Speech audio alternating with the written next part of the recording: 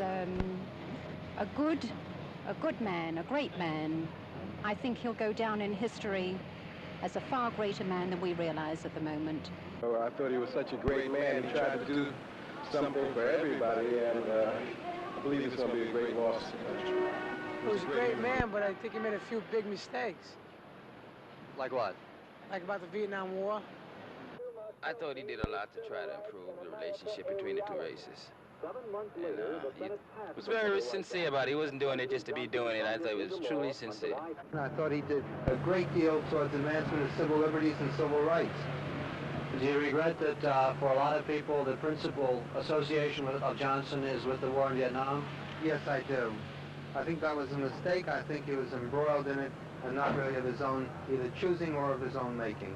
He did some instant evaluations from Americans on hearing of the sudden death of their former leader, ex-President Lyndon Johnson. What is your reaction? Lyndon Baines Johnson was the 36th President of the United States and one of the most controversial. He was a son of Texas, and on his own ranch near Johnson City, he often displayed all the extrovert qualities for which Texans are renowned.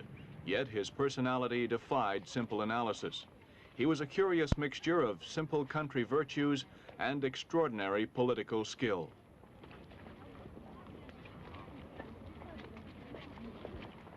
Johnson's political career began in 1932, the year Franklin Roosevelt first became president. Johnson was secretary to a Texas congressman and soon became an ardent supporter of Roosevelt's New Deal policies to bring America out of the Depression. In 1935, the president appointed Johnson to head the National Youth Administration in Texas, a vital part of the New Deal aimed at bringing young people back into employment. 2 years later, Johnson himself won election to the House of Representatives.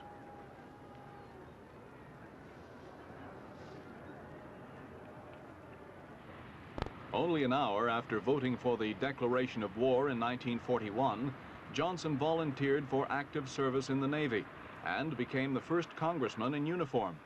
He won a Silver Star for gallantry before being recalled to Washington by President Roosevelt. Important developments on the home front for the Johnsons were the arrival of Lucy Baines and Linda Bird. But for Dad, important political moves lay ahead. The wide brim of LBJ's 10-gallon hat embraced Texas in 1948, and by the smallest of majorities, Texas sent him back to Washington as a senator. It was now that Johnson really revealed his political skills. In the corridors of power, he persuaded, cajoled, and negotiated his way to the most powerful positions in Congress. By the time of Eisenhower's second term in 1956, Johnson was Senate Majority Leader, at 44, the youngest in American history.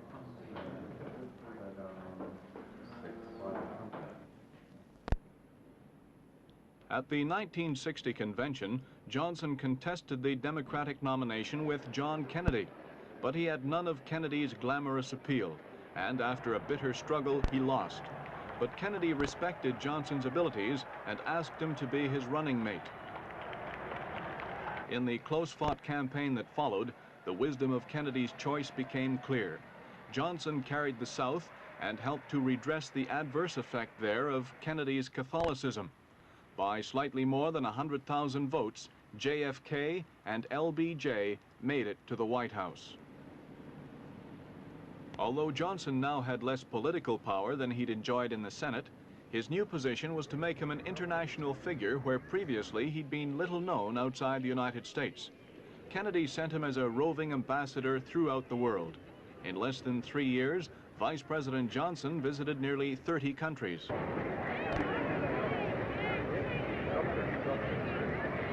When the East German authorities built the wall across Berlin in August 1961, Johnson went to the city to assure West Berliners they'd not be deserted.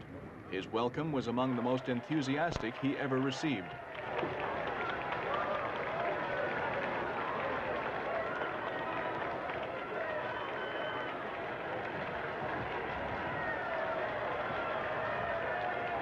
President Kennedy also gave LBJ special responsibilities for space research and Negro rights, and the Vice President was more fortunate than some of his predecessors in office in that he was kept fully informed on all major policy decisions.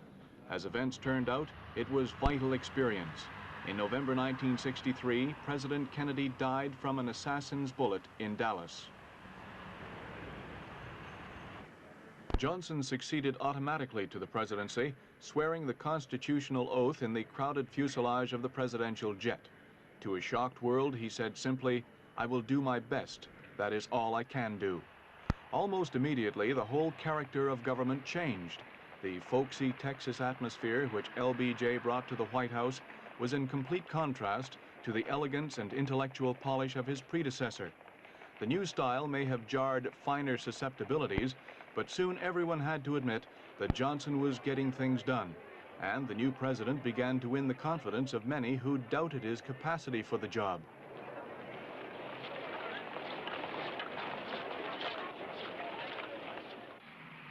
LBJ's work rate was phenomenal.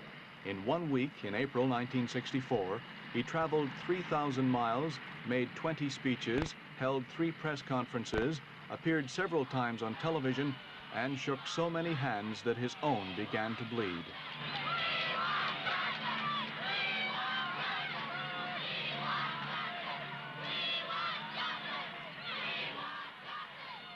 '64 was also election year, and it says much for LBJ's industry and ability that he was able to present himself as an established president with a coherent and important program of policies. He won a landslide victory against the Republicans' Senator Goldwater.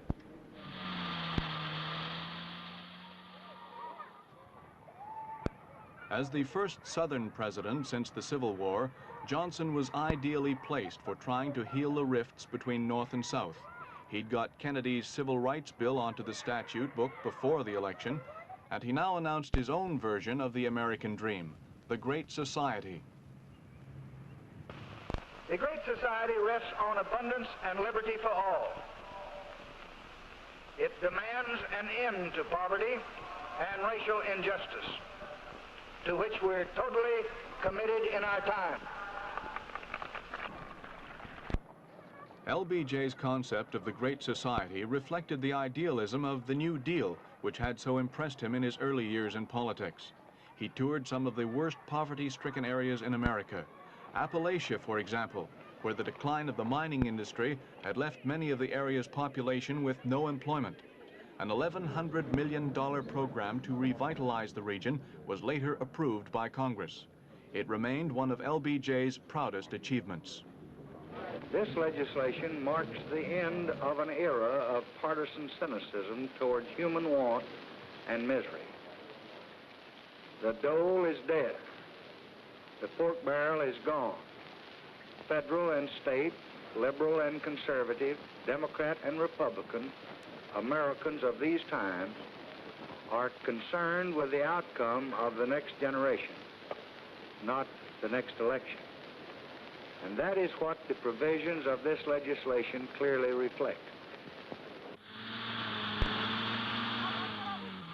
But in the cities, the problems were much older, much bigger, and far more difficult to solve.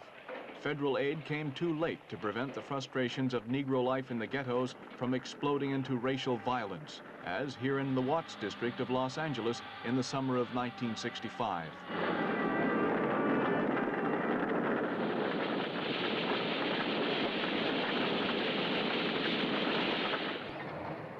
What was needed was a totally new environment in which Negroes could live. But President Johnson couldn't persuade Congress to spend the huge sums necessary, and in the cities at least, his vision of the Great Society failed to materialize. Indeed, the 3 summers after 1965 were all marked by racial conflicts. The social problems of the cities were neglected largely because of even bigger problems overseas, and that meant Vietnam.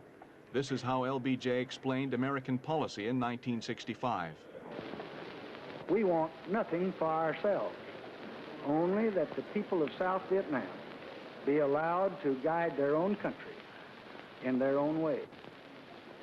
I wish it were possible to convince others with words of what we now find it necessary to say with guns and planes. Armed hostility is futile. Our resources are equal to any challenge.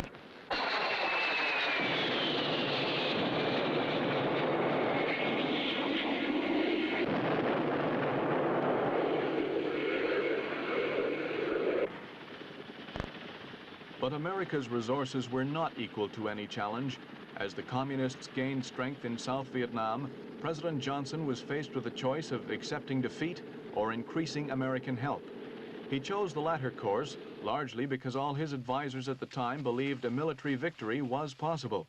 Eventually, 500,000 American troops were committed to the battle, but the tide of communist success was not substantially reversed.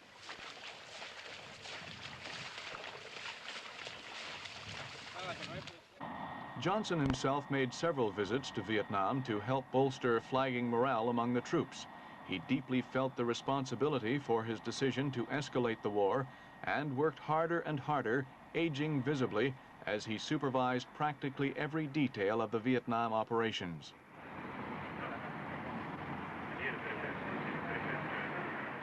No amount of handshaking or morale-boosting speeches could disguise the fact that the predictions of early victory had proved false.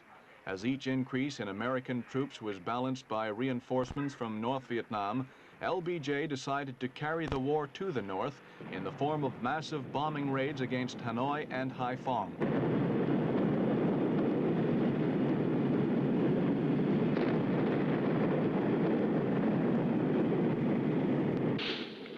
The bombing was only marginally effective, but at home it was politically disastrous. The widespread condemnation it aroused in other countries, coupled with the mounting death toll among American soldiers, fostered an anti-war movement among the young, who increasingly questioned America's role in Vietnam. Young men liable for military service staged demonstrations at which they ceremonially burned their draft cards. By early 1968, an election year, the war had become the most divisive issue in American politics. The unease over Vietnam spread throughout the country and covered the whole political spectrum, from those who called for complete withdrawal and protested violently outside the Pentagon to others who wanted all-out war. Between these extremes, the majority disliked the war without suggesting an alternative, but many of them had clearly come to believe that Johnson had lost control of events, and at the end of March, LBJ bowed to the pressures. I shall not seek, and I will not accept the nomination of my party for another term as your president. But let men everywhere know, however, that a strong and a confident and a vigilant America stands ready tonight to seek an honorable peace and stands ready tonight to defend an honored cause, whatever the price, whatever the burden, whatever the sacrifice. Tonight, I renew the offer I made last August to stop the bombardment of North Vietnam. We ask that talks begin promptly, that they be serious talks on the substance of peace. We assume that during those talks, Hanoi will not take advantage of our restraint. We are prepared to move immediately toward peace through negotiations. It was revealed after this historic broadcast that Johnson's wife, Lady Bird, had strongly urged the president not to run again in the November elections. LBJ himself hoped he could extricate himself from Vietnam by negotiating a settlement that would allow the United States to withdraw with honor and crown his own career with the prestige of a peacemaker. But it was not to be. The first peace talks didn't even get underway until early 1969. And by that time, there was a new incumbent in the White House, voted there on a promise to end the Vietnam War, Richard Nixon. The Constitution of the United States. The Constitution of the United States. So help me God. So help me God.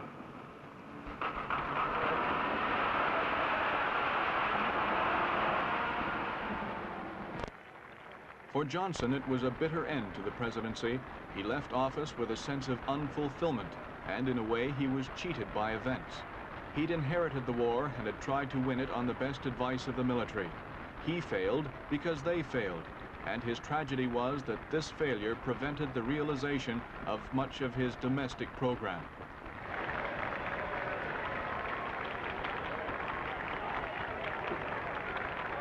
He retired to Texas, and in typically Texan fashion, devoted himself to the building of a permanent memorial to himself, the Johnson Memorial Library at Austin, the state capital. In common with many things in Texas, everything about the library is big.